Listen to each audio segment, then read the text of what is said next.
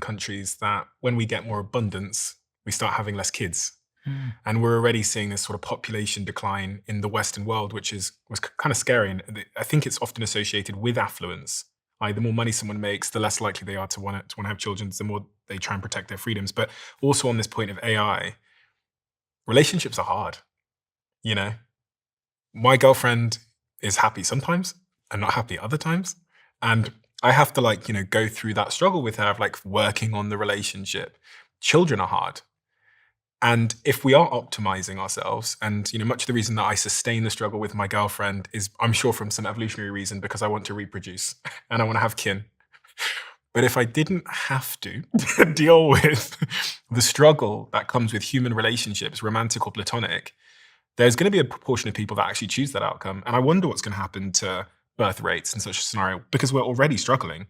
We're already in a situation where we used to be having 5 children per woman in the 1950s to about 2 in 2021.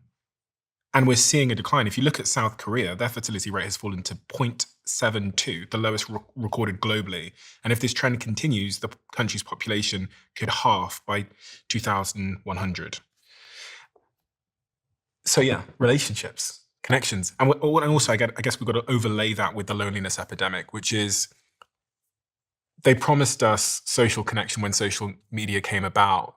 When we got Wi-Fi connections, the promise was that we would become more connected. But it's so clear that because we spend so long alone, isolated, having our needs met by Uber Eats drivers and social media and TikTok and the internet, that we're investing less in the very difficult thing of like going and making a friend and like going and finding a girlfriend. Young people are having sex less than ever before. Everything that is associated with the difficult job of making in real life connections seems to be falling away. I'll make the case that everything that we've discussed here, all the negative things around loneliness, around meaning, they're already here.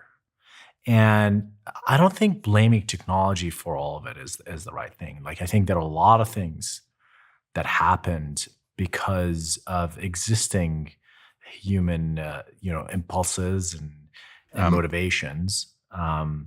well, I wanted to go back to where you started, because I do think that this maybe is the fundamental question. Why is it that we are already living in a world that is not making us happy? And is that the responsibility of technology? And I don't think it's exactly technology. Human beings, among our gifts, are fundamentally technological, whether we're talking about quantum computing or flint knapping an arrowhead. What has happened to us that has created the growing, spreading, morphing dystopia is a process that Heather and I, in our book, A Hunter-Gatherer's Guide to the 21st Century, call hypernovelty.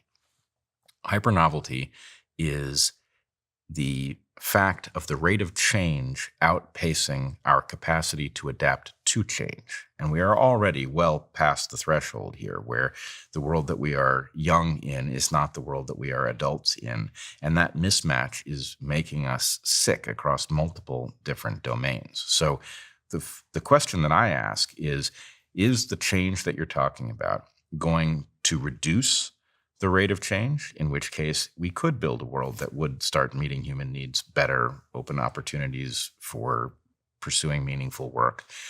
Or is it going to accelerate the rate of change, which is, in my opinion, guaranteed to make us worse off?